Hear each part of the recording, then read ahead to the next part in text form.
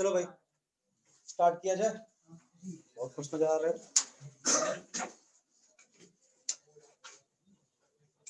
अपन लोग सुबह सुबह लेक्चर में थे ना? नहीं थे।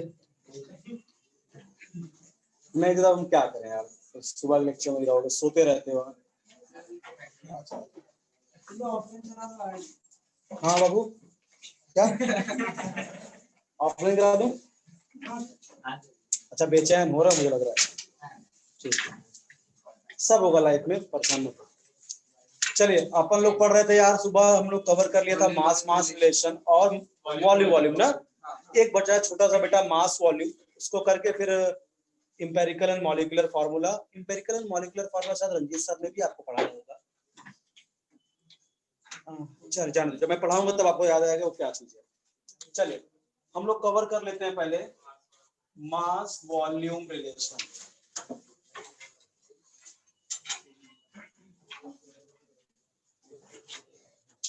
मास वॉल्यूम रिलेशन, ठीक है। क्वेश्चन उठा लेते हैं उस पे।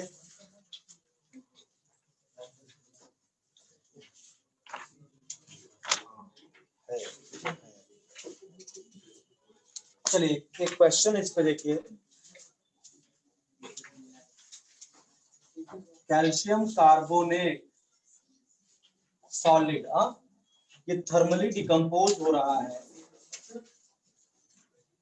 हाँ calcium oxide solid plus carbon dioxide gas, ये एक इक्वेशन दिया। चलिए बोला at STP 40 gram calcium carbonate,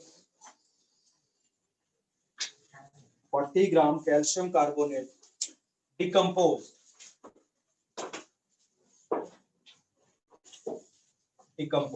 यानी एसटीपी पर बेटा ये 40 ग्राम खत्म हुआ, ठीक है, डिकम्पोज हो गया।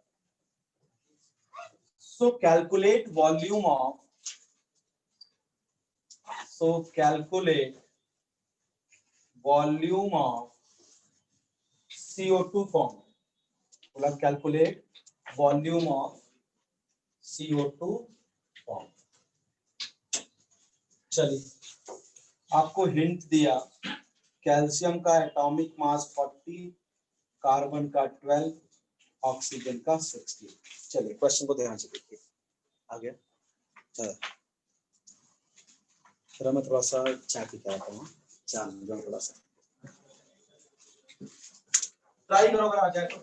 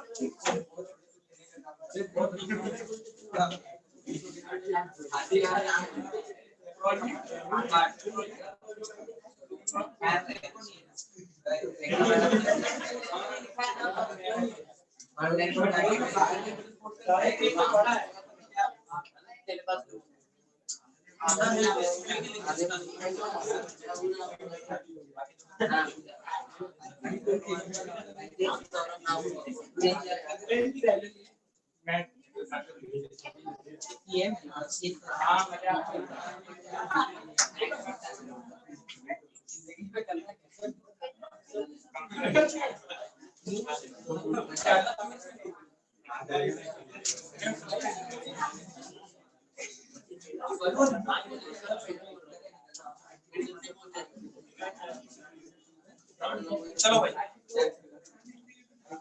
हाँ चाय बहुत जरूरी चीज है, समझो। क्या बोला बेटा, एसटीपी पर 40 ग्राम, ध्यान दीजिए, कैल्शियम कार्बोनेट डिकम्पोज किया।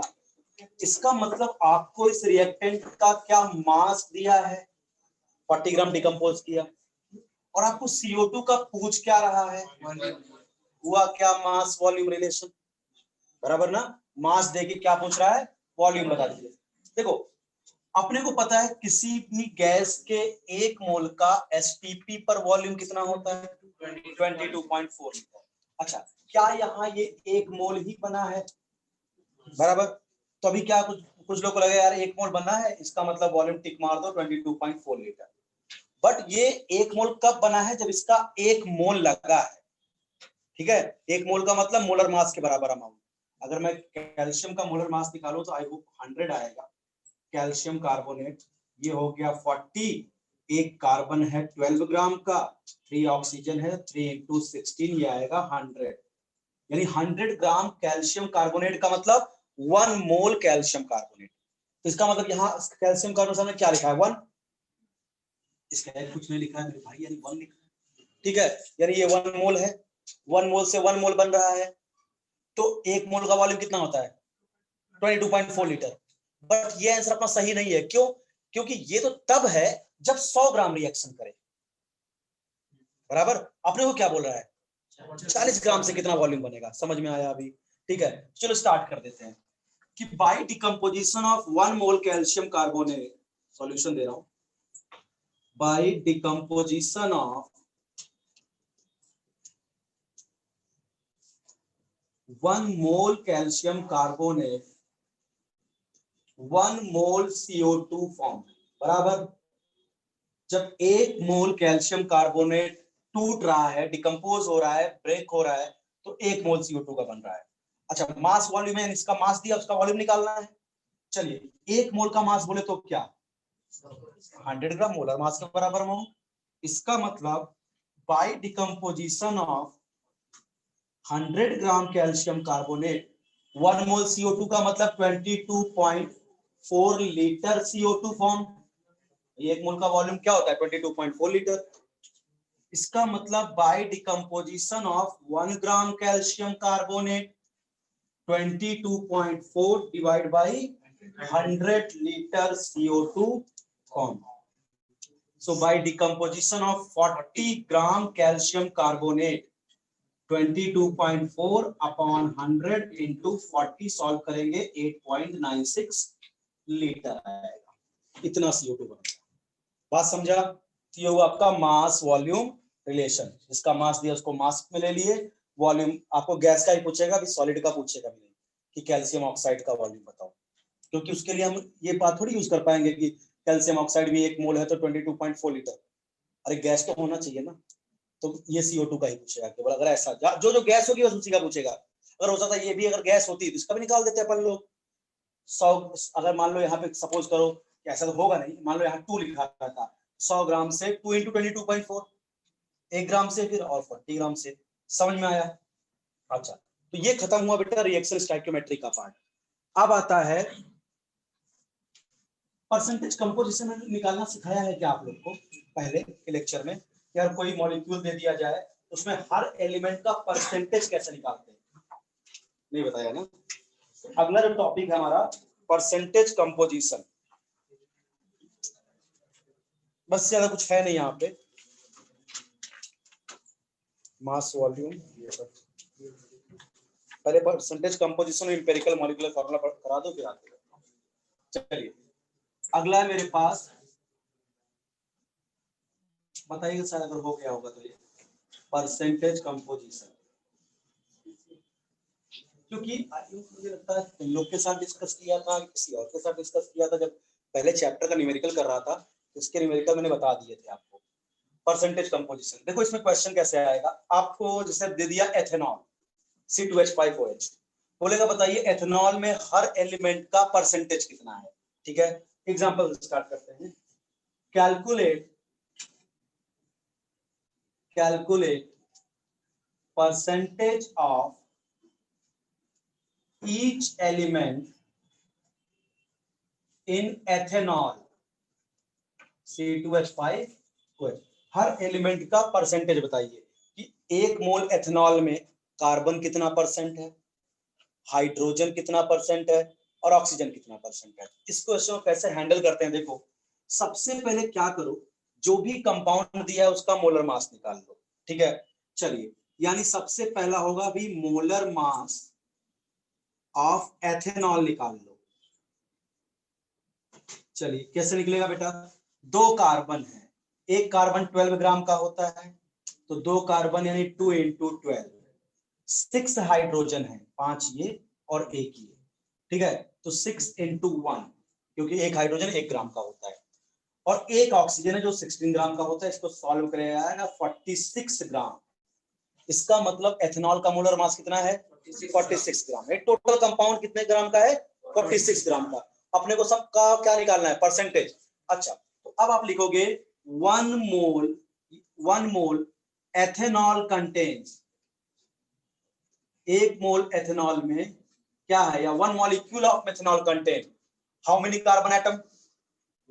2 मोल, यानी 2 मोल कार्बन एटम बराबर 2 मोल कार्बन एटम। इसका मास क्या होगा? 2 into 12 ग्राम यानी 24 ग्राम, यानी 46 ग्राम में 24 ग्राम तो कार्बन है बराबर। अच्छा, हाइड्रोजन कितने मोल है? 6 मोल। तो 6 मोल हाइड्रोजन एटम, तो एक हाइड्रोजन होता है 1 ग्राम का, तो 6 हाइड्रोजन कितने होंगे? 6 ग्राम के। अच्छा, 1 मोल ऑक्सीजन एटम है, 1 मोल आपका ऑक्सीजन एटम है, ये होगा 1 into 16 यानी 16 ग्राम। अब इन तीनों को जोड़ो 46 आएगा। बात समझा ना? पूरा मॉलिक्यूल 46 ग्राम का है, उसमें 24 ग्राम तो कार्बन ही है, ठीक है। 6 ग्राम हाइड्रोजन है, बाकी 16 ग्राम क्या है? ऑक्सीजन। अब आपको परसेंटेज निकालना है।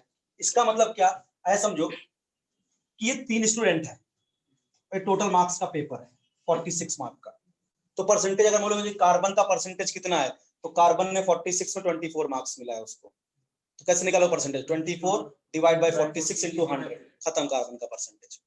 हाइड्रोजन का परसेंटेज 6/46 into 100, ऑक्सीजन का परसेंटेज 16/46 into 100, बस यही काम करना है। बात समझा ना? यानी अगर मैं बात करूं यहाँ पे, चलिए अगर मैं यहाँ बात करूं परसेंटेज ऑफ कार्बन, तो कार्बन का परसेंटेज कितना निकालेंगे? मास कार्बन कितना है? 24 ग्राम। टोटल मॉलिक्यूल का मास कितना है? 46 into 100, बस हो गया, परसेंटेज आ जाएगा। परसेंटेज ऑफ हाइड्रोजन कैसे निकलेगा? 6/46 into 100। परसेंटेज ऑफ ऑक्सीजन कैसे निकलेगा? 16/46 into 100। अब आगे तो सॉल्व कर लोगे ना परसेंटेज निकाल के, तो इस तरह से कैसे निकालते हैं कि आपका परसेंटेज आता है। एक क्वेश्चन आप करेंगे ऐसे ही।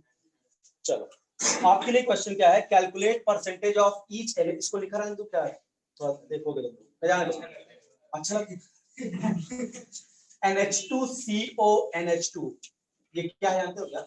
यूरिया। यस, सबसे पहले इसको किसने बनाया था? यूरिया को। हाँ, पढ़ा होगा ना ऑर्गेनिक केमिस्ट्री में, बोहलर ने, है ना, बोहलर ने बनाया। वाइटल फोर्स थ्योरी जब रिजेक्ट हुई थी भाई, आप वाइटल फोर्स थ्योरी किसने दिया था? बर्जीलियस ने।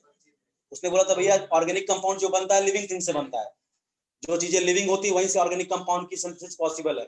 तो वोलर जो थे, फ्रेडरिक वोलर, उन्होंने लैब में इस ऑर्गेनिक कंपाउंड को अमोनियम साइनेट को हीट करके बना दिया, जो कि एक नॉन लिविंग कंपाउंड था। तो वाइटल फोर्स थ्योरी रिजेक्ट हो गई थी। ऑर्गेनिक में पढ़ा होना चाहिए आपका। चलिए, कल ईच एलिमेंट ऑफ यूरिया, यानी यूरिया में क्या है, आपको हर एलिमेंट का परसेंटेज बताना है। आपकी हेल्प करता हूं। नाइट्रोजन का एटॉमिक मास 14, कार्बन का 12, ऑक्सीजन का 16, हाइड्रोजन का 1, जरा निकालेंगे।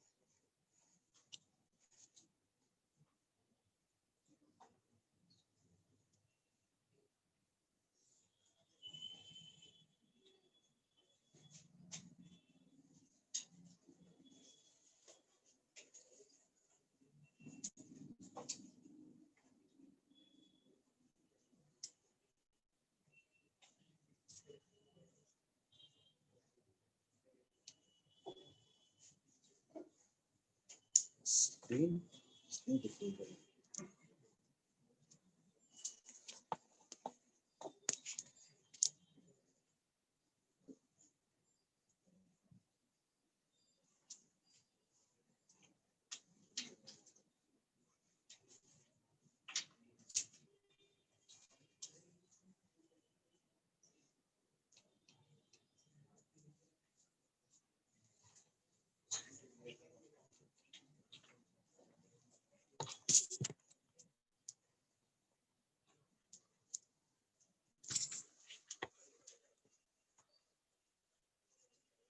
ओके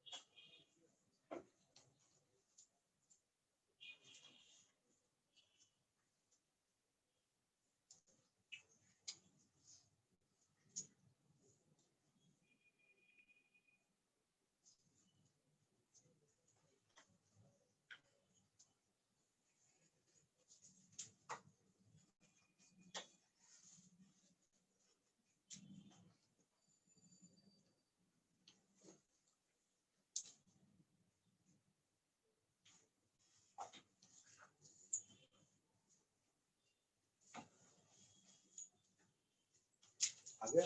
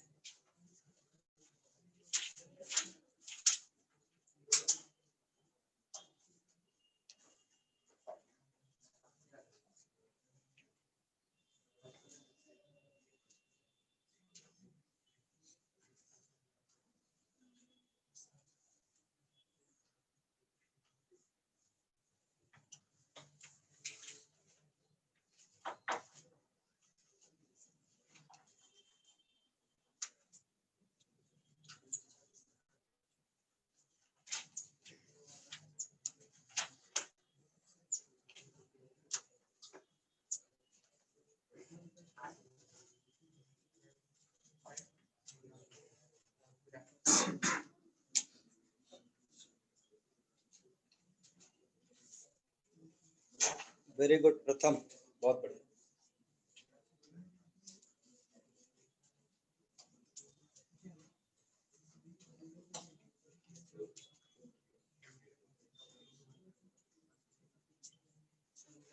आया नाइट्रोजन कितना है? 35%। नाइट्रोजन 35 समथिंग आना चाहिए। हाइड्रोजन 6.6. Very good. ऑक्सीजन 20%. कुछ बचा, कार्बन 40%. बस। सबको जोड़ोगे तो ऑलमोस्ट 100 आना चाहिए, भी ध्यान देना।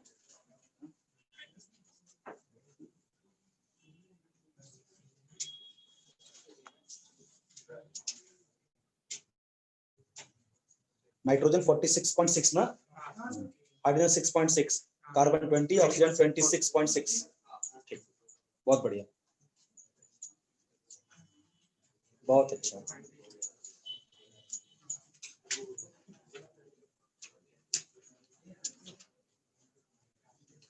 सबको आया या डाउट है भैया? आया सबको? ऑक्सीजन 26.6 ही आया ना? हाँ 26.67 ऐसा कुछ ऑक्सीजन। हाँ बहुत बढ़िया आदित्य, वेरी गुड।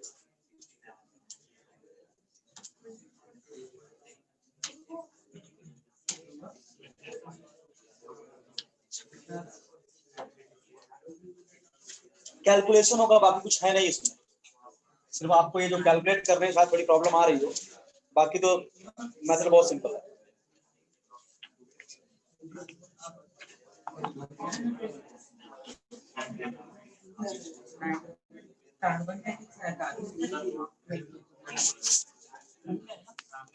बहुत बढ़िया बलराज, चले आगे बढ़े। बताना तो नहीं है भाई किसी को, समझा? तो पर ऐसे कोई भी क्वेश्चन कर लोगे ना, कोई मॉलिक्यूल दे देगा, बोलेगा जितने एटम है सबका परसेंटेज बताओ। पहला काम क्या करोगे? मोलर मास निकाल लेना। फिर देखना एक मॉलिक्यूल में हर एटम के कितने कितने एटम, उनका मास निकाल लेना। भाई जब अगर तुमको पता है नाइट्रोजन 14 ग्राम का है, तो एक मॉलिक्यूल में 2 नाइट्रोजन है, तो 2 नाइट्रोजन का 28 ग्राम निकाल दिया होगा तुमने। 4 हाइड्रोजन 4 ग्राम का हो गया होगा, एक कार्बन 12 ग्राम का, एक ऑक्सीजन 16 ग्राम का। फिर मोलर मास आया होगा 60। हाँ 28/16 to 100, ठीक है। 4/16 to 100, 12/16 to 100, 16/16 to 100, यही हुआ होगा, ठीक है। चलिए, तो इसमें कोई दिक्कत नहीं है परसेंटेज कंपोजिशन निकालने में। चलिए अब बात करते हैं बेटा molecular formula and empirical formula. इसको हटा रहा हूं ना, नोट्स मैंने फिर से एक बार सेंड करवा दिया है आपको, ग्रुप पे शायद आ गया होगा, ठीक है। हाँ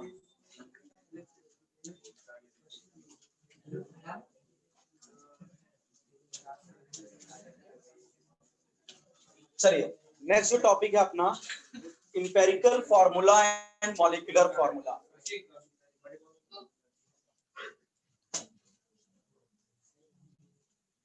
एम्पिरिकल फार्मूला बेटा बात मत करो प्लीज।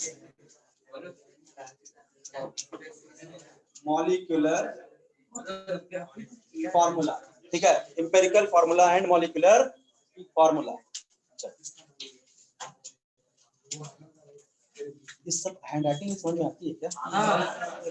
सुबह मैंने बोला था मैं गंदा लिखता हूँ थोड़ा सा, ठीक है। वो रंजीत सर अपने बहुत अच्छा लिखते हैं, ठीक है। वो तो जैसे लग रहा है कि कैलीग्राफी कर रहे हैं बोर्ड पे, बहुत प्यारा लिखते हैं। हाँ हाँ, अरे हैंडराइटिंग सर की बहुत अच्छी है। हम जब मेरा खुद का एग्जाम देना होता तभी मैं अच्छा लिखता हूँ बस। Empirical formula and molecular formula, अब तुम लोग समझ जा रहे हो ना, धीरे धीरे क्या एक दो साल में आदत होगी। गंदा नहीं लिखूंगा तुम्हें अच्छा नहीं लगेगा, इतना सुंदर कैसे लिख रहे हैं, आज लगता है नॉर्मल नहीं है ये, ठीक है। Empirical formula and molecular formula, अभी तो मेन चीज देख ही नहीं रहे बेटा, जब कभी ऑफलाइन आएगा तब मजा आएगा पढ़ने पढ़ाने में। अभी तो आज आ रहे हो 1.5 घंटे में क्या बॉडी हीट होती है बस पढ़ाने के लिए। जब 3 घंटे कंटिन्यू ना बात किया जाए तो मजा ही नहीं आता टॉपिक। अब तुम्हारा इतना लेक्चर चलेगा भी, ऐसा नहीं जो 1.5 घंटे पढ़ रहे हो यही है, इतने में कोर्स ही खत्म नहीं होता। इतना ज्यादा लेंथी आपका कोर्स है ना बेटा, केमिस्ट्री का हो, फिजिक्स का हो, मैथ का हो।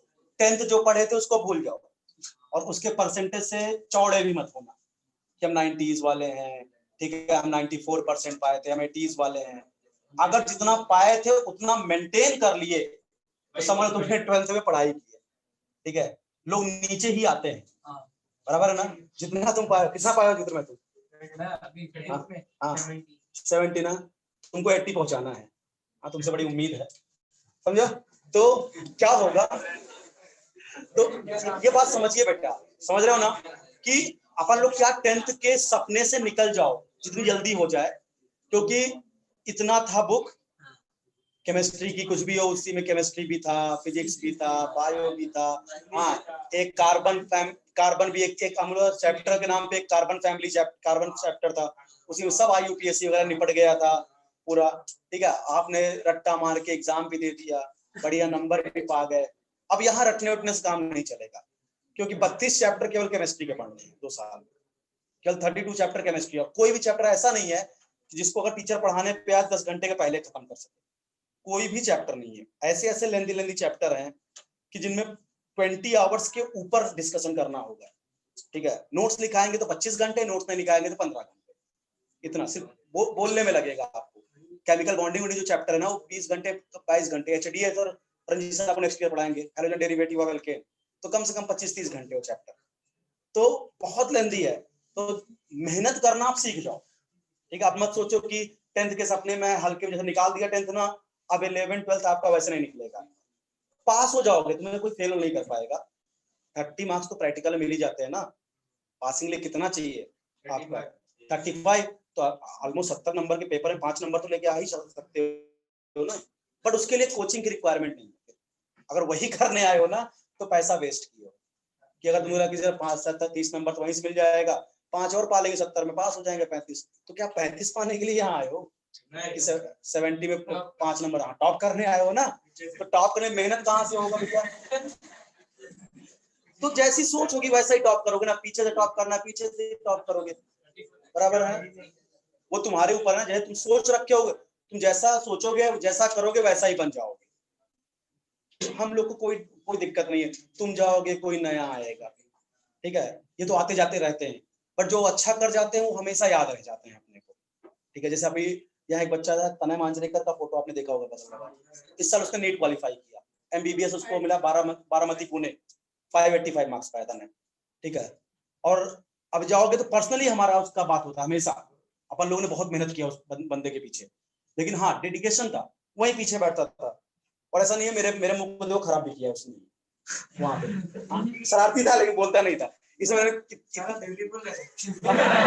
ठीक है, वही कलाकारी किया था। बट इतना पढ़ने में अच्छा था कि उस पर शक ही नहीं गया कि वो ऐसा कर सकता है।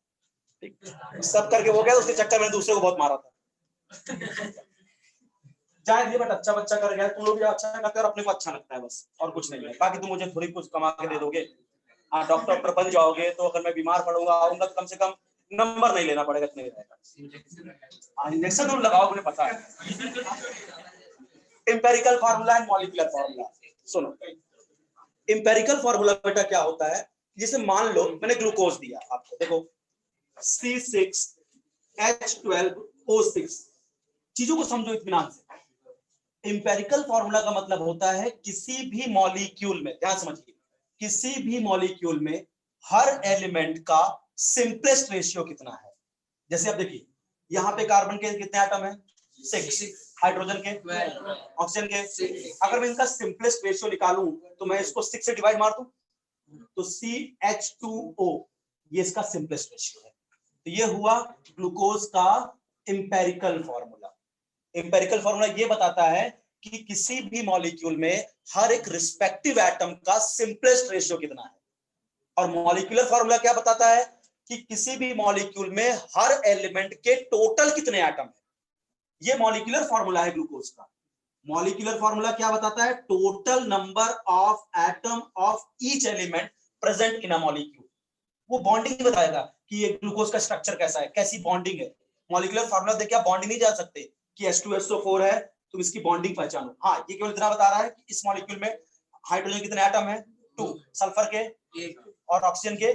बॉन्डिंग समझनी है तो अपन लोग पढ़ेंगे केमिकल बॉन्डिंग, जहां पे ये समझ में आएगा यार इसका स्ट्रक्चर ये H2SO4 का। बात समझा क्या? बट ये चीज मॉलिक्यूलर फार्मूला बॉन्डिंग नहीं बताता कि कैसे कैसे बॉन्डिंग हुई है। तो आप मॉलिक्यूलर फार्मूला निकालने में परेशान मत होना, सर दिखता कैसे है, उसके लिए वेट करो केमिकल बॉन्डिंग चैप्टर का, जब आपको लुईस डॉट स्ट्रक्चर बनाना सिखाऊंगा। ठीक है, तो H2SO4 का लुईस डॉट स्ट्रक्चर ऐसा होता है। तो आप समझिएगा यहाँ पे क्या है कि चलो दोनों बात को फिर से करते हैं। इंपेरिकल फार्मूला क्या है? किसी भी मॉलिक्यूल में हर एक एटम का सिंपलेस्ट रेशियो क्या है, that is called empirical formula. यानी empirical formula represent the simplest ratio of all the atom present in a molecule. किसी भी मॉलिक्यूल में हर एटम का सिंपलेस्ट रेशियो क्या है, वो क्या कहलाता है, empirical formula. Molecular formula, it represent the actual number of atom of each element present in a compound.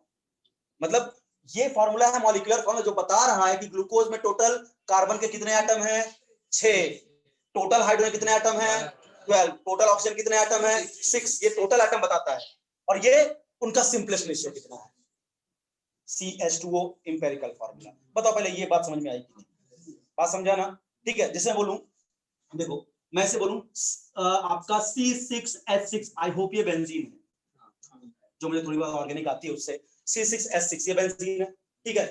तो ये बेंजीन का क्या है, मॉलिक्यूलर फॉर्मूला जो बता रहा है कि बेंजीन में टोटल कार्बन के एटम कितने हैं, टोटल हाइड्रोजन एटम कितने हैं।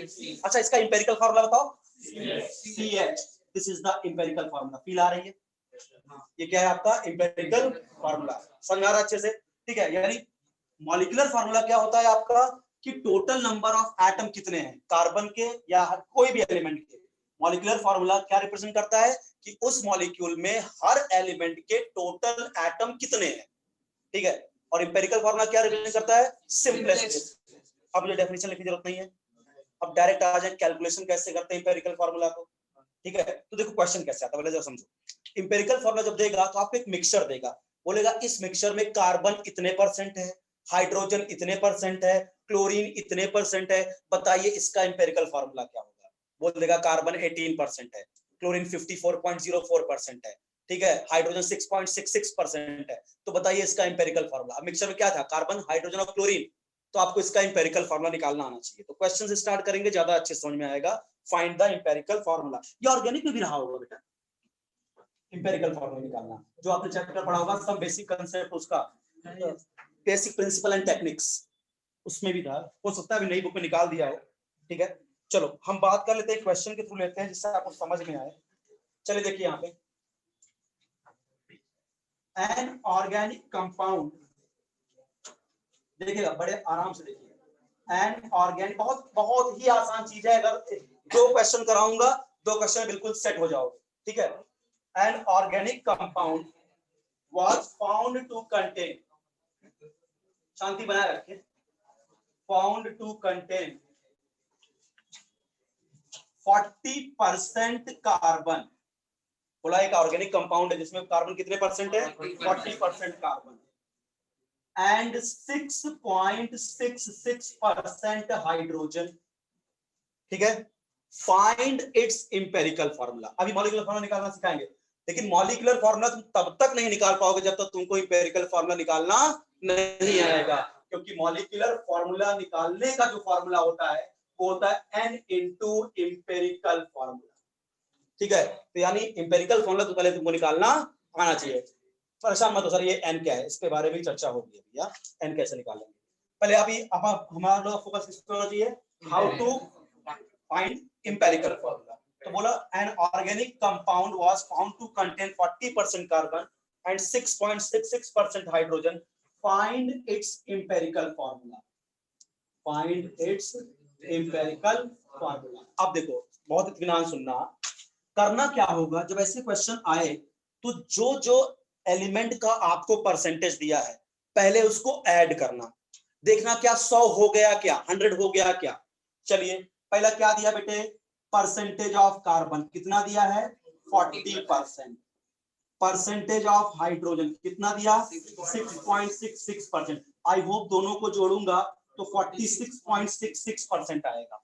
क्या 100 हुआ क्या, नहीं हुआ। अगर 100 नहीं हुआ तो अपने आप जितना परसेंटेज कम पड़ रहा है 100 में उतना ऑक्सीजन मानोगे, उतना क्या मान लोगे, ऑक्सीजन, क्योंकि नेचर में ऑक्सीजन हर जगह अवेलेबल है। तो माना जाता है भाई कोई भी रिएक्शन तुम कर रहे हो तो लैब में खड़े हो, वहां पे भी ऑक्सीजन।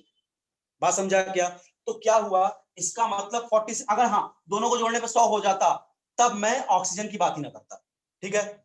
तो अब परसेंटेज ऑफ ऑक्सीजन कैसे निकालेंगे, 100 माइनस 46.66%, ये क्या होगा, ऑक्सीजन, यानी 53.34% ऑक्सीजन। ये काम करना पड़ेगा। और हाँ दोनों को जोड़ने पे 100 होता तो मैं ये काम ना करता। जब भी 100 में परसेंटेज कम पड़े, अब हो सकता है बेटा मैंने इस बार 2 एलिमेंट दिया, हो सकता है मैं 3 एलिमेंट देता यहाँ पे, कि क्लोरीन भी इतना परसेंट है, तो हम तीनों को जोड़ते, तब भी तीनों को जोड़ने पे 100 होता, तब हम ऑक्सीजन का परसेंटेज ना लिखते। अगर 100 नहीं हो रहा तो जितना भी बच रहा है सब ऑक्सीजन है। ठीक है, इतना कर लिया। अब देखो, अब एक टेबल बनाएंगे यहाँ पे। अच्छा, इसको यहाँ लिख देता हूँ, ऑक्सीजन का परसेंटेज 53.34। चलिए एक टेबल बनाते हैं और इंपेरिकल फॉर्मूला निकालना सिखाते हैं। जैसे ही इंपेरिकल फॉर्मूला निकालना हो तो इधर आप सबसे पहले लिखिए एलिमेंट, इधर लिखिए एलिमेंट, यहां उसका परसेंटेज कंपोजिशन कितना कितना परसेंट है, यहां उसका निकालना होगा एटॉमिक रेशियो, और फिर हम निकालेंगे सिंपलेस्ट रेशियो। भाई सिंपलेस्ट रेशियो निकाल दिया तो वही तो इंपेरिकल फार्मूला हो गया ना। ठीक है, चलिए अच्छा बताइए कौन कौन से एलिमेंट है, कौन कौन से एलिमेंट है? कार्बन, हाइड्रोजन और ऑक्सीजन, बराबर। इसका परसेंटेज कितना दिया है? 40। इसका और इसका 53.34%। अब बात आती है सर एटॉमिक रेशियो कैसे निकलेगा? तो बेटा एटॉमिक रेशियो निकालने के लिए क्या करते हैं हम, हर एलिमेंट के परसेंटेज को उसके रिस्पेक्टिव एटॉमिक वेट से डिवाइड मार देते हैं। एटॉमिक रेशियो कैसे निकलेगा? कार्बन का जो परसेंटेज है उसको कार्बन के एटॉमिक वेट यानी 12 से डिवाइड मार दो। हाइड्रोजन का एटॉमिक रेशियो कैसे निकलेगा? हाइड्रोजन का जो परसेंटेज है उसके हाइड्रोजन के एटॉमिक वेट से डिवाइड मार दो। ऑक्सीजन का कैसे निकलेगा एटॉमिक रेशियो? इसके परसेंटेज को 16 से डिवाइड मार दो। समझा? एटॉमिक रेशियो कैसे निकलेगा? हर एलिमेंट के परसेंटेज को उसके रिस्पेक्टिव एटॉमिक नंबर से डिवाइड मार दीजिए। चलिए साहब 40 को डिवाइड मारूंगा 12 से, बराबर 6.66 को डिवाइड मारूंगा 1 से, और 53.34 को डिवाइड मारूंगा 16 से, ये आएगा 3.33, ये आएगा 6.66, ये आएगा 3.33। बात समझा? अब आता है सर सिंपलेस्ट रेशियो कैसे निकलेगा? जो सबसे छोटा एटॉमिक रेशियो है उसी से सारे एटॉमिक रेशियो को डिवाइड मार दो। जो सबसे छोटा एटॉमिक रेशियो, सबसे छोटा आई थिंक 3.33 है, तो सबको 3.33 से डिवाइड मारो, यानी 3.33 divide by 3.33 1, 6.66 divide by 3.33 2, 3.33 divide by 3.33 1। ये सिंपलेस्ट रेशियो आ गया। इसका कार्बन के कितने एटम है? 1। हाइड्रोजन कितने एटम है? 2। ऑक्सीजन कितने एटम है? 1। This is the empirical formula. समझा क्या? ये क्या आ गया आपका एम्पिरिकल फार्मूला। भाई सिंपलेस्ट रेशियो देखना था। सिंपलेस्ट रेशियो कार्बन कितना आया? 1, यानी कार्बन के 1 एटम है। ऑक्सीजन कितना, हाइड्रोजन कितना आया? 2, हाइड्रोजन के 2 एटम है। और ऑक्सीजन कितना आया? 1, यानी आपका CH2O is the empirical formula. समझा क्या? इतने में किसी को डाउट नहीं है? इसने कोई बोला नहीं समझा। सिंपलेस्ट रिएक्शन रिपीट करो प्लीज। सिंपलेस्ट रिएक्शन नहीं है, सिंपलेस्ट रेशियो है। ठीक है सर, नीचे करो थोड़ा।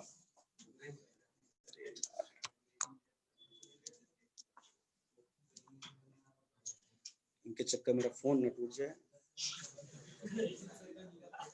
ये रत्नम का फोन, अब इनको भी नया नया ही वो लिए थे।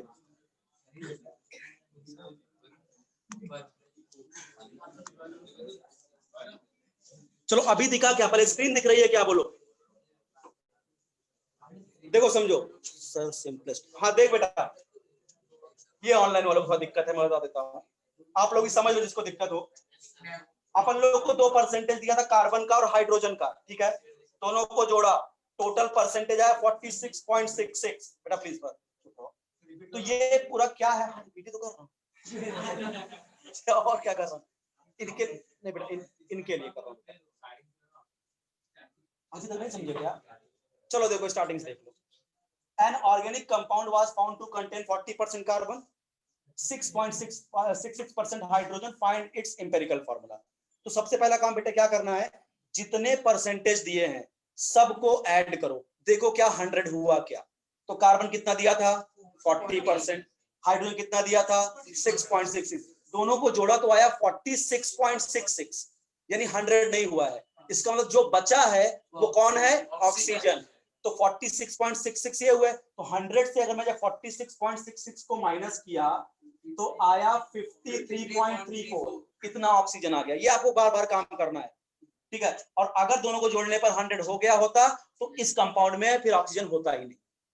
ठीक है, चलिए अब कैसे निकालेंगे एम्पिरिकल फॉर्मूला। पहले आप एलिमेंट का कॉलम बनाइए, फिर परसेंटेज कंपोजिशन का कॉलम बनाइए, फिर एटॉमिक रेशियो का कॉलम बनाइए, फिर सिंपलेस्ट रेशियो का कॉलम बनाइए। एलिमेंट कौन कौन से है? कार्बन, मैंने लिखा कार्बन, फिर हाइड्रोजन, फिर ऑक्सीजन। परसेंटेज कार्बन का कितना? 40, हाइड्रोजन कितना? 6.66, ऑक्सीजन कितना? 53.34।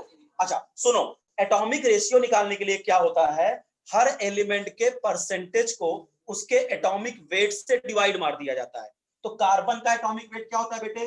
12, हाइड्रोजन का एटॉमिक वेट 1 और ऑक्सीजन क्या होता है? 15। अब तक शायद याद हो गया होगा। ठीक है, तो एटॉमिक रेशियो निकालने के लिए हर एक एलिमेंट के परसेंटेज को उसके एटॉमिक नंबर से एटॉमिक वेट से डिवाइड मार दीजिए। तो 40/12 कार्बन का परसेंटेज और उसका एटॉमिक वेट आया 3.33, 6.66 डिवाइड बाय 1। ठीक है, और इसके परसेंटेज को 16 से डिवाइड मार दिया, ये आ गया। सिंपलेस्ट रेशियो निकालने के लिए क्या करना होता है, जो सबसे छोटा एटॉमिक रेशियो की वैल्यू आई है उसी से सारे एटॉमिक रेशियो को डिवाइड मार दो। ठीक है, जो सबसे छोटा एटॉमिक रेशियो आएगा उसी से सारे एटॉमिक रेशियो को जब डिवाइड मार दोगे तो सिंपलेस्ट रेशियो आएगा। तो सबसे छोटी वैल्यू शायद कौन सी है? 3.33। तो मैं इन सारे एटॉमिक रेशियो को 3.33 से ही डिवाइड मारूंगा। तो ये आ जाएगा 1, ये आ जाएगा 2, ये आ जाएगा 1। तो कार्बन का सिंपलेस्ट रेशियो कितना आया? 1, तो कार्बन का एक एटम। हाइड्रोजन का सिंपलेस्ट रेशियो कितना आया? 2, तो हाइड्रोजन के 2 एटम। ऑक्सीजन का कितना आया? 1। तो ये CH2O is the empirical formula. समझा? हाँ वेरी गुड, अच्छा क्वेश्चन। देखो अगर मान लो सपोज करो सिंपलेस्ट रेशियो पॉइंट में आ गया, मान लो ऐसा कुछ आ गया, यहाँ पे 1 दिया, ये 1.5, ये 1.5 बराबर। सुन लो, बढ़िया क्वेश्चन इसने पूछा, मैं बाद में बताता, पहले पूछ ले, पहले बता देता हूँ। अगर ये क्या होगा, अगर ये मान लो पॉइंट में आ गया तब आप क्या करोगे सब? क्या कार्बन 1.5, कार्बन का 1.5 एटम, 1.5 पौना तो एटम होता नहीं। ठीक है, एटम तो इंडिविजुअल पार्टिकल है, उसको डिवाइड नहीं कर सकते तुम। तो क्या करना, इसमें सबसे पहले 2 से मल्टीप्लाई करना और इसको होल नंबर में चेंज करने का प्रयास करना। जब इसको मैं 2 से मल्टीप्लाई करूंगा तो क्या हो जाएगा? 3। तो इसको भी 2 से करना, फिर ये क्या हो जाएगा? 4, फिर इसको भी 2 से करना, 3। अब क्या इसको और फर्दर काट सकते हो? क्या काटो तो फिर ये आ जाएगा 1.5। तो बस तब इसका फॉर्मूला होता है क्या? कार्बन के 3 C3H4O3, ये हो जाएगा इसका एम्पिरिकल फॉर्मूला। अगर पॉइंट में आए तो भैया देखो 1 से मल्टीप्लाई करने पे कुछ उखाड़ पाओगे नहीं, जो है वही आएगा। तो स्टार्ट करना 2 से, 2 से मल्टीप्लाई करना, सिंपलेस्ट रेशियो देखना होल नंबर में चेंज हो। अगर 2 से करने पर ये होल नंबर में चेंज हुआ और ये नहीं हुआ तो 3 पे आ जाना। पॉइंट का दोनों ऐसा डिजिट सिंपलेस्ट चेक करना, 2 से मल्टीप्लाई करना। मान लो 2 से मल्टीप्लाई किया तो ये 3 आ गया, बट ये कुछ और आ रहा था पॉइंट में, यदि मजा नहीं आया तो 4 पे 3 लिखना, फिर 4 लिखना। हालांकि मुझे जहां तक पता है 2 या 3 के आगे जा ही नहीं पाओगे। 2 से मल्टीप्लाई या 3 से मल्टीप्लाई करने पर होल नंबर में आ ही जाएगा अगर पॉइंट में रहा तो। समझा? अभी तो कोई डाउट नहीं किसी को? हाँ, जरूरी नहीं है बेटा कि इतना बढ़िया सेट हो मामला कि 1 आए 2 आए मजेदार आए, पॉइंट में आ सकता है। पॉइंट में आए तो क्या करो, 2 से मल्टीप्लाई करो। अगर पॉइंट वाले 2 से मल्टीप्लाई करने पर होल नंबर में चेंज हो जाए तो जो जो पॉइंट में नहीं है उसको भी 2 से मल्टीप्लाई करना। ऐसा नहीं इसको 2 से मल्टीप्लाई करो उसको छोड़ दो। अगर 2 से मल्टीप्लाई करो सब में करना, 3 से कर रहा हो तो सब में करना। समझा क्या? ये ऑनलाइन वालों को समझ में आया नहीं? फिर सुबह और कुछ दिन कुछ नहीं समझा। आज सुबह एक चले ने बोले कुछ समझा ही नहीं था, चले फिर से पढ़ाना पड़ा मुझे। चलिए तो अभी बताओ एम्पिरिकल फॉर्मूला, किसी को डाउट? तुम्हारा बेटा डाउट खत्म हुआ, क्या करना है? अब आते हैं मॉलिक्यूलर फॉर्मूला कैसे निकालना।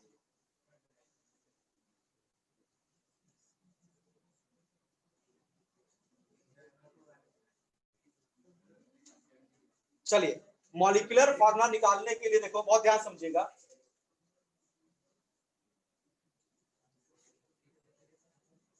Molecular formula is equal to n into empirical formula। चलिए बात है सर एम्पिरिकल फॉर्मूला निकालना तो सीख गए, ये n क्या बला है ना? तो n क्या होता है बेटा? n निकालने का तरीका होता है मोलर मास, जो भी मॉलिक्यूल दिया गया है उसका molar mass upon empirical formula mass. और इंपेरिकल फार्मूला मास तुम आराम से निकाल लोगे। कैसे? अभी बताओ इंपेरिकल फार्मूला क्या आया था? CH2O आया था। क्या इसका मास नहीं निकाल सकते हम लोग? एक कार्बन तो 12 ग्राम हो गया, 2 हाइड्रोजन तो 2 into 1, एक ऑक्सीजन तो 16। क्या इसका मास नहीं निकाल सकते? तो ये वाला काम तो कर लोगे ना, इंपेरिकल फार्मूला मास। बात है सर मोलर मास कैसे निकालेंगे? तो 90% क्वेश्चन में मोलर मास दे देगा, 10% क्वेश्चन थोड़ा तुमको कंफ्यूज करेगा, वो वेपर डेंसिटी देगा। ठीक है, 90% क्वेश्चन तुमको मोलर मास बता दिया जाता है, और नहीं तो आपको क्या, एक vapour density is equal to होता है मोलर मास बाय 2। ये हमको स्टेट्स ऑफ मैटर में पढ़ाएंगे।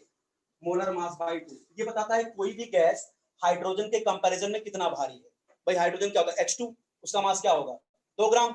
तो कोई भी गैस हाइड्रोजन के कंपैरिजन में कितना भारी है, उसको वेपर डेंसिटी बोलते हैं। ठीक है, तो अब देखो vapour density equal to molar mass by 2, तो क्या यहां से molar mass is equal to 2 into vapour density करके नहीं निकाल सकते मोलर मास? तो जब क्वेश्चन में डायरेक्ट मोलर मास ना दे, वेपर डेंसिटी दिया रहे, तो बस उस वेपर डेंसिटी को 2 से मल्टीप्लाई करना, ये चीज आ जाएगी। समझा? बस यही, और इसके अलावा तुम्हारे साथ खेलेगा ही नहीं वो। या तो डायरेक्ट मोलर मास देगा या तो वेपर डेंसिटी देगा। मोलर मास दिया तो क्वेश्चन लॉलीपॉप समझो, डायरेक्ट रख दो। वेपर डेंसिटी दिया तो उसे मल्टीप्लाई कर दो। बात समझा क्या? चलिए, तो अब बात करते हैं, एक क्वेश्चन लेते हैं और मॉलिक्यूलर फॉर्मूला निकालते हैं। हमें क्वेश्चन दिया बेटा, an organic monobasic acid, an organic monobasic acid। अब इस सब टर्म में मत हंसना, सब मोनोबेसिक क्या होता है धीरे धीरे सब सीखोगे। ऐसा एसिड जो एक H+ देता है। an organic monobasic acid contains 18.6% carbon, 1.55% hydrogen, 55.04% chlorine. Its molar mass is, देखो यहां दे दिया, its molar mass is 129। यानी ये चीज दे दिया क्वेश्चन में। ये नहीं देता, क्या देता? Vapour density. 2 से मल्टीप्लाई करके मोलर मास निकाल देता। ठीक है, तो it's molar mass is 129। Calculate its molecular formula. Calculate its molecular formula. अच्छा बेटा, मॉलिक्यूलर फॉर्मूला निकालना है तो इंपेरिकल फॉर्मूला तो पहले चाहिए, बराबर।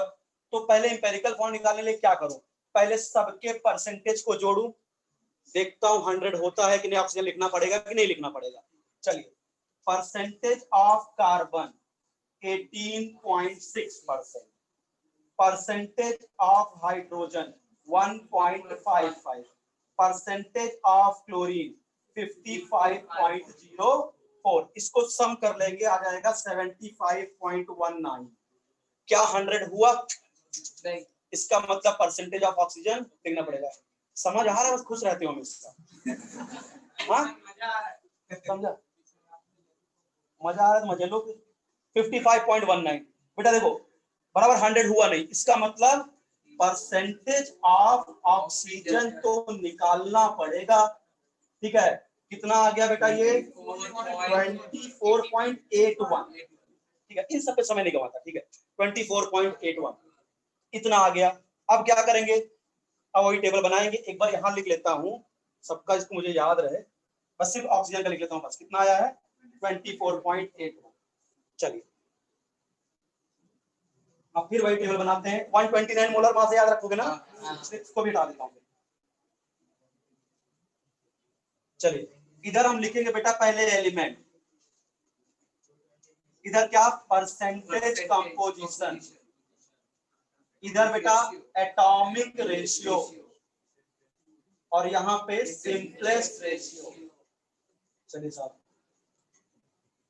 एलिमेंट है कार्बन, हाइड्रोजन, क्लोरीन और ऑक्सीजन, यही 4 एलिमेंट है।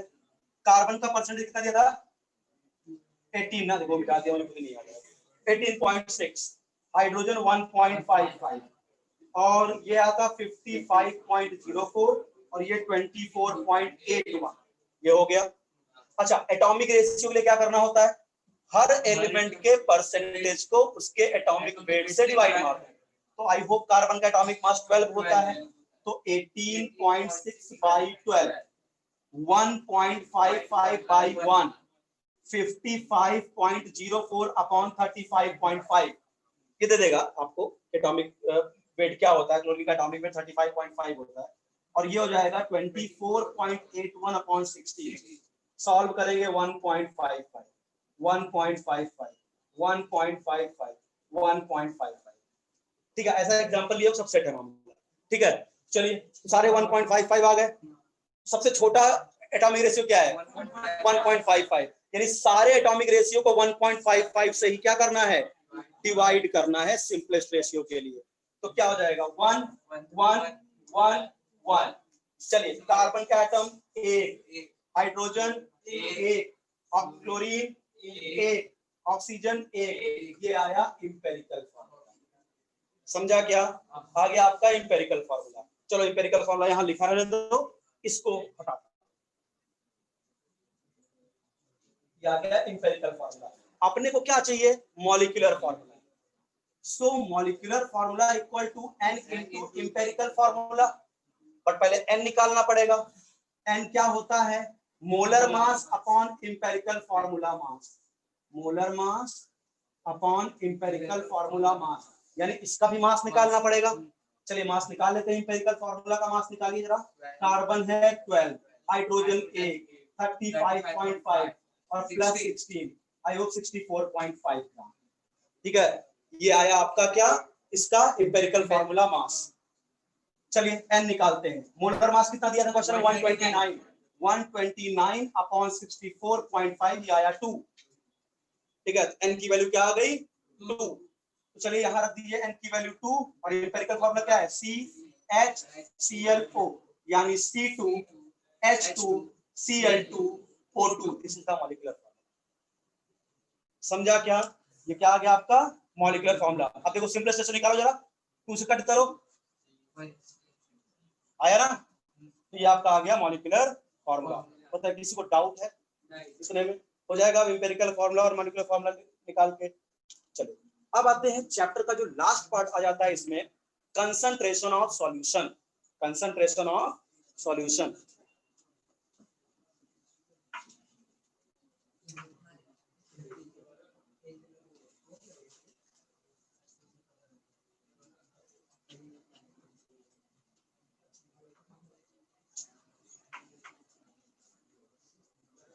अभी देखो बेटा, आपको पहले बता दूं, ये जो पार्ट अब मैं डिस्कस करने जा रहा हूं ना, ये मैं उस लेवल तक नहीं यहाँ पहुंच पाऊंगा कि आपको जेईई मेंस और नीट का लेवल यहाँ टच करूं। रीजन इज दैट कुछ ऐसे पोर्शन है जिसको 12th में भी पढ़ाना है, तो ये जो कंसंट्रेशन वाला पार्ट है ना, पूरा चैप्टर आने वाला है अगले साल, सॉल्यूशन एंड कॉलिगेटिव प्रॉपर्टी, तो वहां पे मैं बहुत डिटेल में मोल फ्रैक्शन क्या होता है, मोलैरिटी क्या होती है, मोलैलिटी क्या होती है, अभी यहाँ पे हम केवल क्या बात करेंगे, डेफिनेशन, और थोड़ा थोड़ा बातें बता देंगे जिससे तुम्हारे छोटे मोटे क्वेश्चन सॉल्व हो।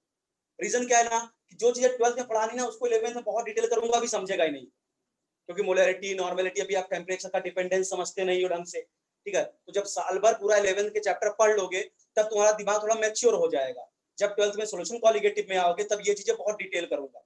रीजन है नोट्स में यहाँ भी मैंने कम दिया है, अब इसको देख के तुम जाके क्वेश्चन मत लगाने लगना, सर ने पढ़ा दिया, उनका नोट जेईई मेंस का है, अब पता है तुमसे मोलैरिटी का क्वेश्चन नहीं निकल रहा है, क्यों, क्योंकि सर ने यहाँ मोलैरिटी ऑफ मिक्सिंग नहीं पढ़ाया है इस नोट्स में, सर ने यहाँ मोलैरिटी ऑफ डाइल्यूशन नहीं पढ़ाया है, सर ने यहाँ मोलैरिटी ऑफ आयंस नहीं पढ़ाया है, तो तुम्हारे क्वेश्चन नहीं निकलेंगे, पहले बता दूं।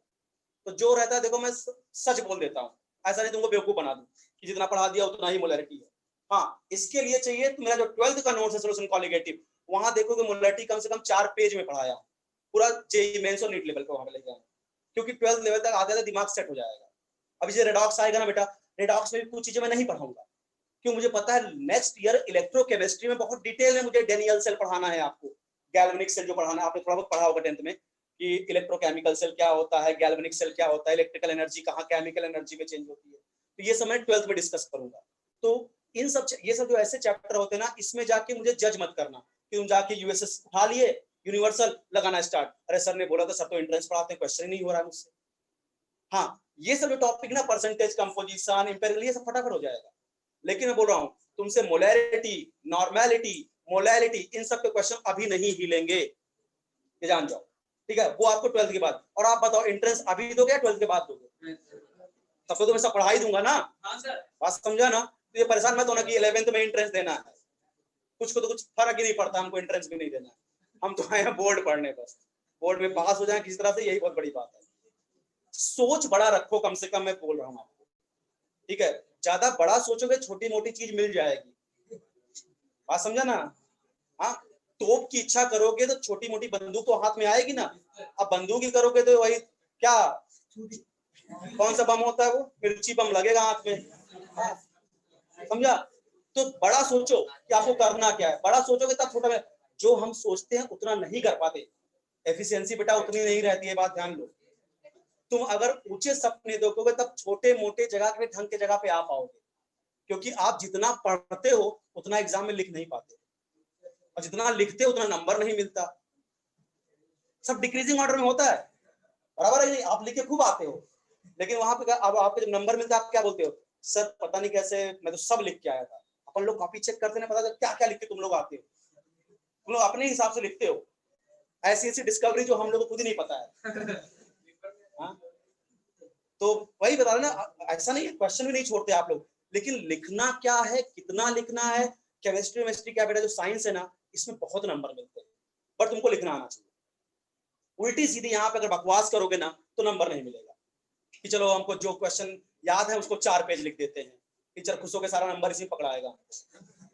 बात समझा ना? ऐसा नहीं चलता, कट टू कट लिखिए। एक नंबर का क्वेश्चन है तो एक लाइन बहुत है। अब तुम एक नंबर क्वेश्चन में सारा ज्ञान ढकेल दिए अपना एक पेज का। हाँ, डेफिनेशन पूछा, एम्पिरिकल फार्मूला क्या है ना, लिख के पूरा एक एग्जांपल भी लिया, एक्सप्लेन भी किया, मिलना कितना? एक नंबर। एक नंबर का मतलब एक लाइन, बस समझा ना? तो लिखना सीखो कि कैसे रिप्रेजेंट करोगे। नंबर बेटा बहुत मिलते हैं, अरे हम लोग भी तो दिए हैं ना, हम लोग भी तो पाए नंबर। कि क्या होता है, लिखने का तरीका आना चाहिए आपको, पेपर को कैसे सॉल्व करना है। ऐसा नहीं ज्ञान बहुत रहता है बेटा, बट टॉपिक उसको रिप्रेजेंट करना डिफिकल्ट होता है आपको, क्योंकि उतनी चीजें याद नहीं रहती, और जो याद रहती है उसको भी ढंग से लिख नहीं पाते वहां जाके। भाई थोड़ा बहुत तो मिस्टेक, कुछ लोग क्या हिंदी मीडियम से आ जाते हैं, ठीक है, तो उनको भी कोई दिक्कत नहीं है बेटा। अब ये जो साइंस है ना, अब यहाँ से हिंदी इंग्लिश का गेम खत्म है। जिसको जिसको आएगा, जो 2 साल मेहनत करेगा वो अच्छा कर लेगा। ये सतीश लड़का है ना, जो पीछे इसकी फोटो लगी है, ये पूरा हिंदी मीडियम का लड़का था, स्वामी विवेकानंद का। ये जब आए थे तो इनका था कि ये पढ़ ही नहीं पाए, हमेशा हम लोग पास आए सर इंग्लिश समझ नहीं पाते, और टॉप करेंगे। बात समझा ना? सिर्फ मोटिवेट करके कुछ नहीं है, इंग्लिश वगैरह कुछ नहीं है। तने अपना है, तने तो आया था कॉमर्स लेने, जो आज डॉक्टर बनने जा रहे हैं, एमबीबीएस, वो कॉमर्स लेने आया था यहाँ पे, कॉमर्स पढ़ेंगे। उसको एक लाइन में बोला, पता नहीं क्या उनकी जिंदगी वहां पे चेंज हो गई। मैं कहा तुम डॉक्टर बनने के लिए पैदा ही हुए हो, ठीक है? बेटा उस तरह का आपका वो रहे तब ना, ऐसे थोड़ी किसी को बोल दूंगा फर्जी तुम डॉक्टर बनने पैदा हुए हो, थोड़ा सा बनो, ठीक है? आपके अंदर वो क्वालिटी देखूंगा, मैं खुद ही बता दूंगा आने वाले 1 साल में तुम कहाँ जाने वाले, ठीक है? क्योंकि हम लोग क्या पढ़ लेते हैं बेटा, और अपना इतने साल का एक्सपीरियंस, प्लस हम भी उसी फील्ड से हैं। तो तुम तैयारी कर रहे हो, हमने 3 साल तैयारी किया कोटा वगैरह में, तो हमको पता है कि क्या होता है तैयारी। तो हम तुमको देख के पहचान जाएंगे तुम कहाँ पे उड़ रहे हो, ठीक है? और बता दूंगा भैया देखो जमीन पे रहो। हाँ, 11 जब आते हैं ना बच्चे, बहुत जोश में आते हैं, ये कर लेंगे वो कर लेंगे, सर कौन सी आईआईटी, कैसी आईआईटी, कहाँ जाना है, ठीक है? बहुत जोश रहता है। लेकिन 12th आते आते दिवाली आते थे ठंडे पड़ जाते हैं, ठीक है? फिर वो नॉर्मल देखते हैं, विवा कॉलेज ऑफ इंजीनियरिंग बिहार, ठीक है? सीधे एनआईटी भूल जाते हैं, मिलेगा ही नहीं। क्या करोगे? अरे यही हाल देख लो, आज का दिन याद कर लो, तुम भी अगले साल मुझसे यही बोलोगे सर कुछ नहीं हो रहा है, ठीक है? सब कैसे तैयार करो सर, इतने चैप्टर्स आएंगे, उसके लिए आज से प्रैक्टिस चाहिए, ठीक है?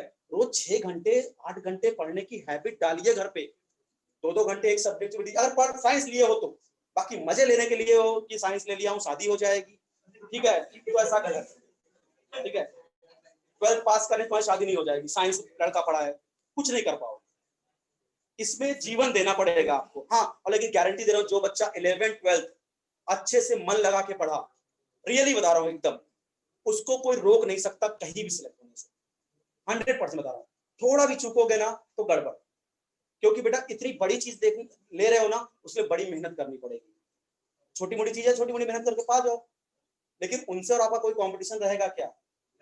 वो कहाँ आप कहाँ, लेकिन आप किसी को उनको देखते हो, सर वो सिलेक्ट हो गया, उसके पीछे उसकी मेहनत देखो, कितना किया मेहनत बंदे ने, कितना पढ़ा होगा, तो आप भी उस तरह का जब बिहेव करोगे और अभी से लगोगे बेटा, तो आपका भी सिलेक्शन होगा, अच्छी जगह पहुंचोगे, और ये 2 साल तुम्हारी लाइफ सेट करती है।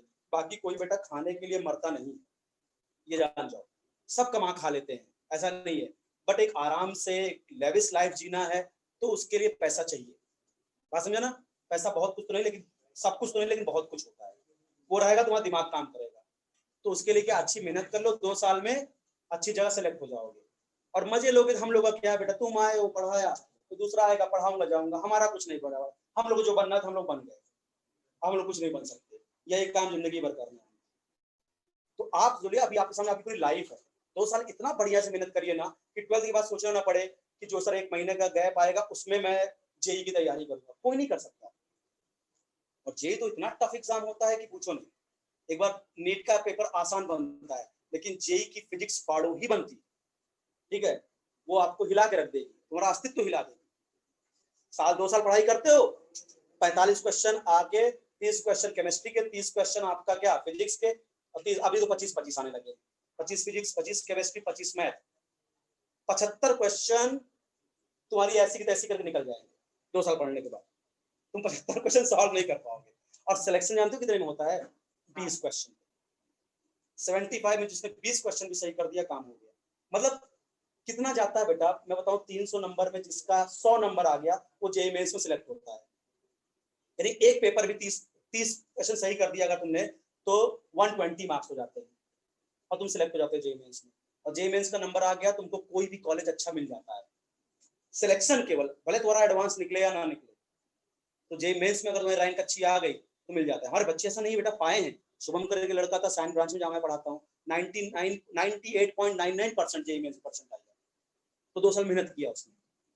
तो मेहनत करने से आता है बेटा। बाकी 80-82 लोग बहुत रहते हैं, उनका तो नाम ही नहीं लेते।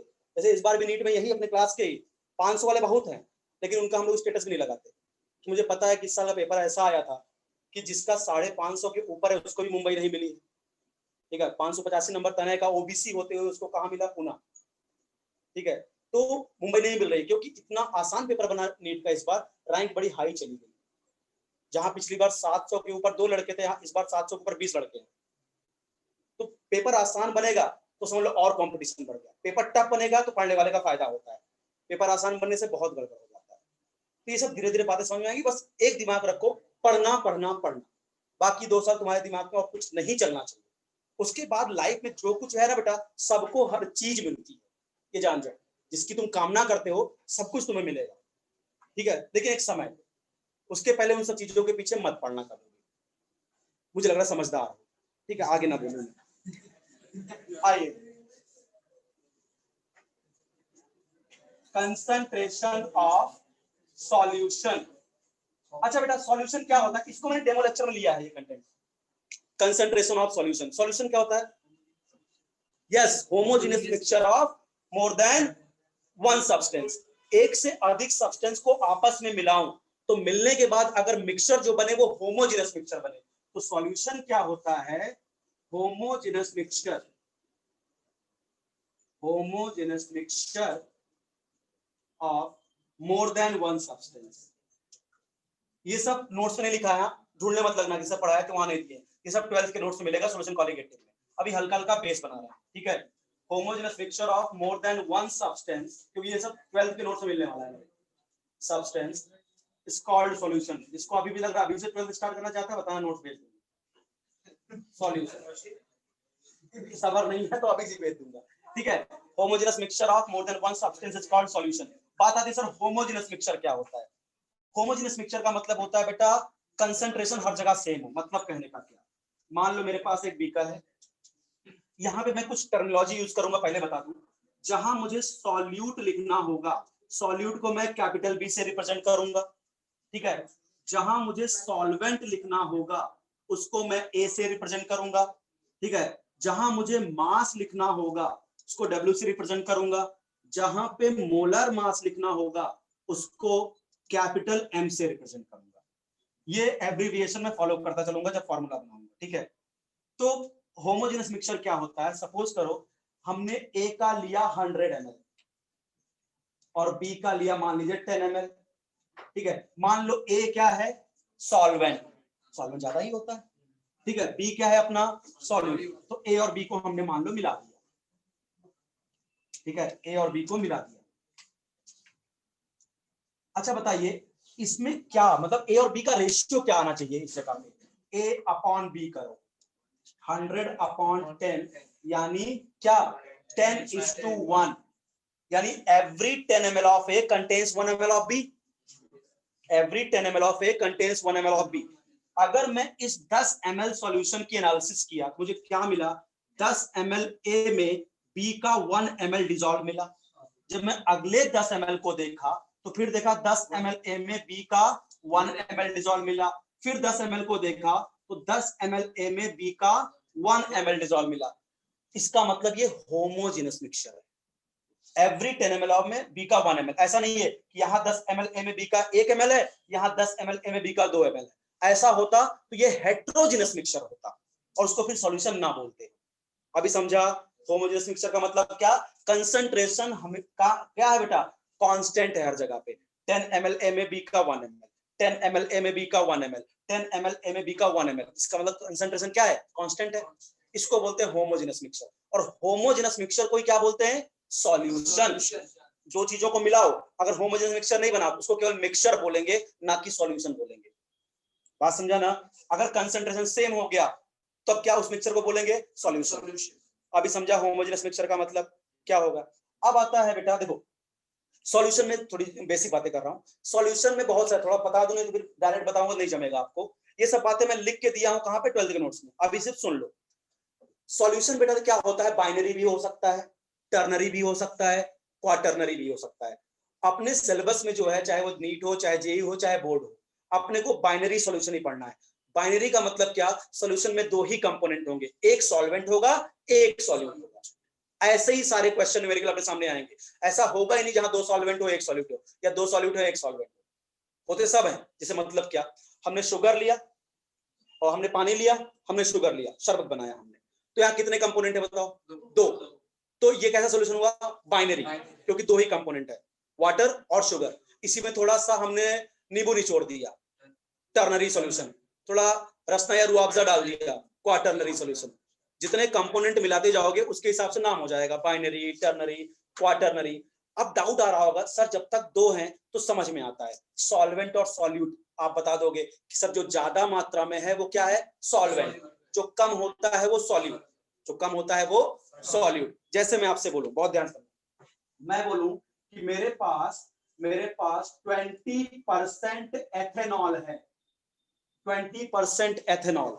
20% एथेनॉल का मतलब क्या कि 100 ml का सॉल्यूशन है जिसमें 20 ml एथेनॉल है, बाकी का 80 ml पानी है, 80 ml पानी है। तो बताइए इसमें सॉल्वेंट कौन और सॉल्यूट कौन, पानी हो गया सॉल्वेंट और एथेनॉल हो गया सॉल्यूट। समझा।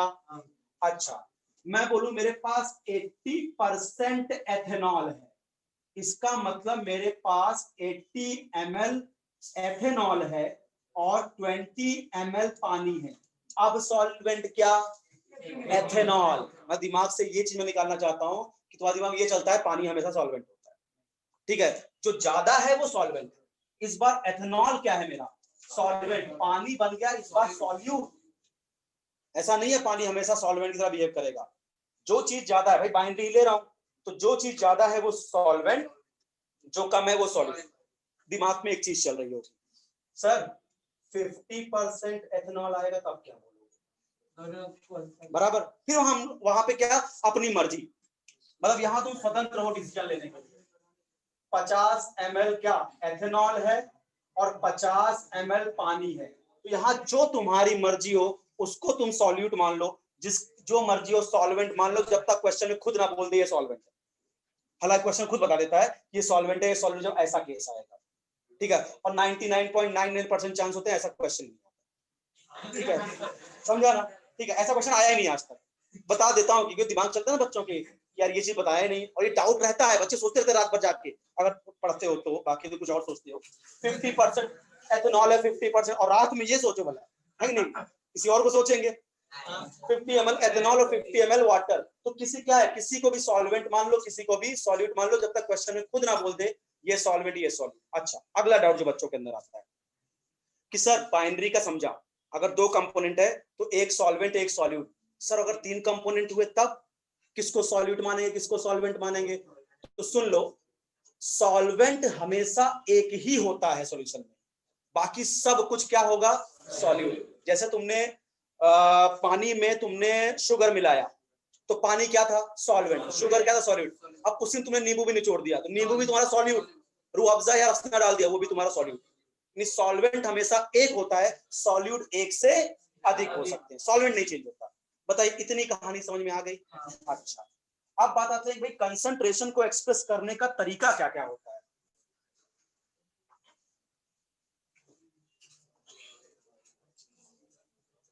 कि जैसे मैं लिखा हूं ना, ये आपको 12th के लेक्चर में एकदम सेम लाइन मिलेगी जो मैं भी लिखा था, 80%, 20%, वहां नोट्स में लिख के दिया हूं सब में। आइए देखिए, देखो बेटा, सॉल्यूशन की कंसंट्रेशन को अगर मैं उन्हें एक्सप्रेस करने कम से कम 10 तरीके होते हैं, बट अपने को यहाँ सब पढ़ना नहीं है। 2 तरह से मैं इसको डिवीजन करता हूं, ये भी आपको यहाँ के नोट्स में नहीं मिलेगा, 12th में ही मिलेगा, बट समझ लीजिए यहीं लोगों से, ठीक है? हाँ नहीं भाई, कुछ क्वेश्चन यहाँ सॉल्व हो जाएंगे ना, अगर आपको लगता है तो आप लिख सकते हो उसको। एक होता है बेटा मास डिपेंडेंट, मास डिपेंडेंट, और एक होता है वॉल्यूम डिपेंडेंट, वॉल्यूम डिपेंडेंट। अब बोलो सर आप ऐसा 2 डिवीजन क्यों बना रहे हो कि कुछ ऐसे कंसंट्रेशन टर्म होते हैं जो वॉल्यूम पे डिपेंड नहीं करते और कुछ होते हैं जो वॉल्यूम पे डिपेंड करते हैं। ऐसा इसलिए बता रहा हूं बेटा कि कभी कभी एक ऐसे ऑब्जेक्टिव क्वेश्चन आते हैं कि which of the following concentration term do not depend upon temperature. ठीक है, कौन सा कंसंट्रेशन टेम्परेचर पे डिपेंड नहीं करेगा? तो अपने को पता है बेटा, जो मास होता है वो टेम्परेचर को चेंज करने से चेंज नहीं होता। भाई तुम 45 डिग्री सेल्सियस पे तुम्हारा, अगर तुम 50 किलो को है, तुम जाके एसी चला के बैठ जाओ, क्या तुम्हारा वेट कम हो जाएगा क्या? मास थोड़ी टेम्परेचर को चेंज करने चेंज होता है, लेकिन वॉल्यूम चेंज होता है, क्योंकि टेम्परेचर बढ़ाने से इवोपरेशन हो जाने लगता है। ठीक है, तुम क्या होगा? वॉल्यूम टेम्परेचर डिपेंड करता है, जो वॉल्यूम डिपेंडेंट होंगे ये टेम्परेचर डिपेंडेंट होंगे, और जो मास डिपेंडेंट कंसंट्रेशन टर्म होंगे वो टेम्परेचर इंडिपेंडेंट होंगे, वो टेम्परेचर को चेंज करने से चेंज नहीं होंगे। जैसे इसमें होगा आपका मास परसेंट, यानी इसको बोलेंगे weight, weight by weight percent. ठीक है, दूसरा आपका यहां पे होगा जो मास पे डिपेंड करेगा, मोल फ्रैक्शन, मोल फ्रैक्शन। तीसरा आपका, इसको बेटा जीटा से डिनोट करते हैं, मोलैलिटी, इसको स्मॉल m से डिनोट करते हैं। वो जो इस पे डिपेंड करेगा मास पे, टेम्परेचर पे डिपेंड नहीं करेगा, mass percent, mole fraction, molality. Volume dependent पे mass percent by volume, W by V percent, volume percent V by, यहाँ की फॉर्मूले में वॉल्यूम आ जाएगा, वो टेम्परेचर डिपेंडेंट होगा। मोलैरिटी, दोनों में अंतर है, ध्यान दीजिएगा, ये है मोलैलिटी, L है यहाँ पे R है, मोलैरिटी ये स्मॉल m से डिनोट होती है, ये कैपिटल M से डिनोट होती है। ठीक है, नॉर्मैलिटी ये कैपिटल N से आएगी।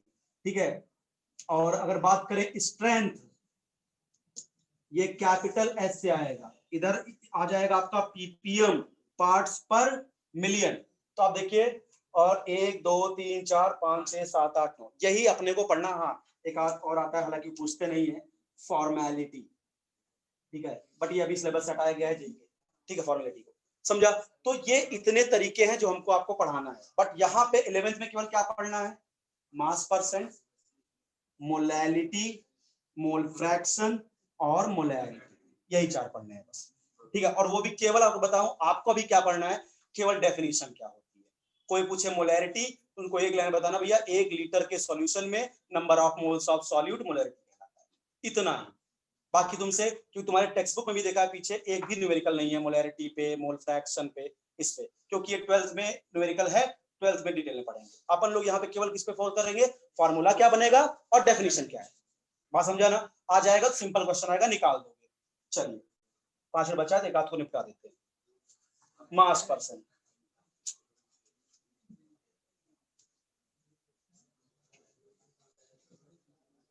परेशान ज्यादा नहीं होने का, सब जरूरी है। जैसा हम लोग बोलते चले उसको फॉलो करते चलो, तुम्हारा नुकसान नहीं होगा। ठीक है, मास परसेंट, ठीक है, या wait by weight percent.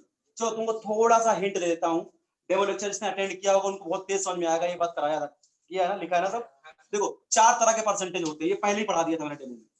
Wait by weight percent, weight by volume percent, volume by volume percent, weight by volume, और वी बाई डब्ल्यू से कभी क्वेश्चन आज तक आया नहीं है। 90% क्वेश्चन या तो यहां से या तो यहां से ये पूछेगा भी, ठीक है, बट जानते सब है कैसे क्या होगा। अब इसको डिफाइन कैसे करेंगे, तो अब इसका ट्रिक सुनो। जो डिनोमिनेटर में है ना बेटा, वो सॉल्यूशन को रिप्रेजेंट करता है, और जो न्यूमरेटर में है वो सॉल्यूट को रिप्रेजेंट करता है।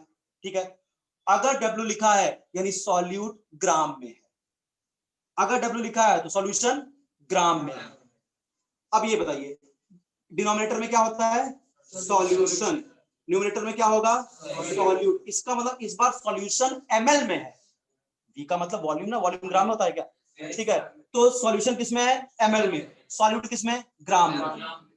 ये हुआ सॉल्यूट और ये हुआ सॉल्यूशन, ठीक है, तो यहाँ पे भी सॉल्यूशन किसमें, ml में, सॉल्यूट भी किसमें, ml में, और सॉल्यूशन कितना ग्राम या कितना ml, परसेंटेज का मतलब क्या, 100, बस खत्म।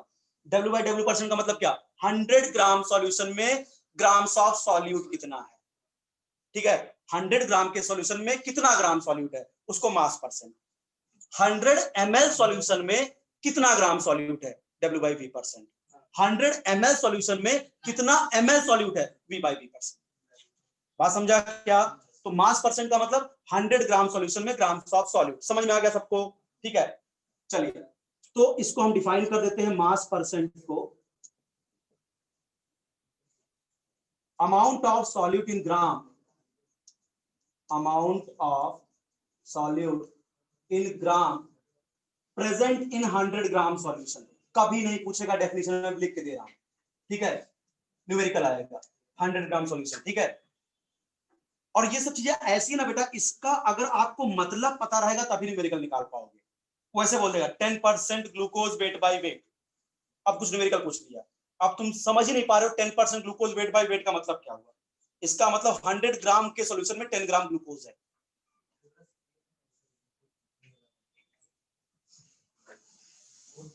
अभी दिखा क्या था, देखो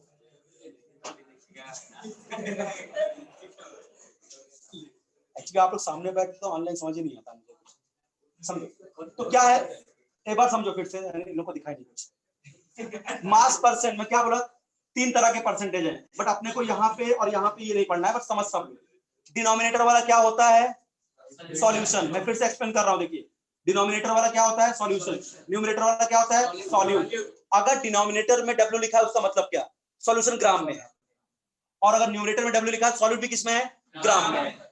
अगर डिनोमिनेटर में V लिखा है यानी सॉल्यूशन किसमें है, ml में है, और सॉल्यूट किसमें है, डिनोमिनेटर में V यानी सॉल्यूशन ml में है, सॉल्यूट भी ml में है। और जो सॉल्यूशन चाहे वो ml में हो चाहे ग्राम हो, सब 100 में है क्योंकि परसेंटेज है। तो इसका मतलब मास परसेंट का मतलब क्या, 100 ग्राम के सॉल्यूशन में ग्राम्स ऑफ सॉल्यूट कितना प्रेजेंट है। इसका मतलब 100 ml सॉल्यूशन में ग्राम्स ऑफ सॉल्यूट कितना प्रेजेंट है, इसका मतलब 100 ml सॉल्यूशन में ml ऑफ सॉल्यूट कितना प्रेजेंट है। तो अगर मैं मास परसेंट लिख रहा हूं तो इसको कैसे डिफाइन कर रहा हूं मैं, amount of solute in gram present in 100 gram solution. अच्छा बात है सर, जरा इसका फॉर्मूला बनाइए, तो भैया न्यूमरेटर में क्या है, मास ऑफ सॉल्यूट है क्या, बताइए, न्यूमरेटर में क्या है, मास ऑफ तो सॉल्यूट ही है ना, W का मतलब क्या, मास, इसका मतलब मास ऑफ सॉल्यूट हमने रख दिया न्यूमरेटर में। डिनोमिनेटर में क्या रखें, मास of solution, mass of solution into 100, खत्म हो गया, समझा क्या। अब इसको अगर और शॉर्टकट में लिखना है तो क्या, मास परसेंट इक्वल टू, मास के लिए क्या यूज करेंगे, सॉल्यूट के लिए क्या यूज करेंगे, बोला था, upon mass of solution. Direct दे दिया तो बड़ी अच्छी बात है, अगर नहीं दिया तो क्या मैं सॉल्यूट का मास और सॉल्वेंट का मास ऐड करके क्या सॉल्यूशन का मास निकाल सकता हूं भाई। अगर 2 ही कंपोनेंट है बाइनरी, तो सॉल्यूट का मास और सॉल्वेंट का मास ऐड करूंगा तो क्या आएगा, सॉल्यूशन का मास, यानी WA प्लस WB इंटू 100 हो गया। यहां से न्यूमेरिकल आपका निकल जाएगा। समझा क्या मास परसेंट? तो आज का लेक्चर यहीं तक रखें। हाँ, अगले लेक्चर में मोलैरिटी वगैरह पढ़ेंगे, ठीक है।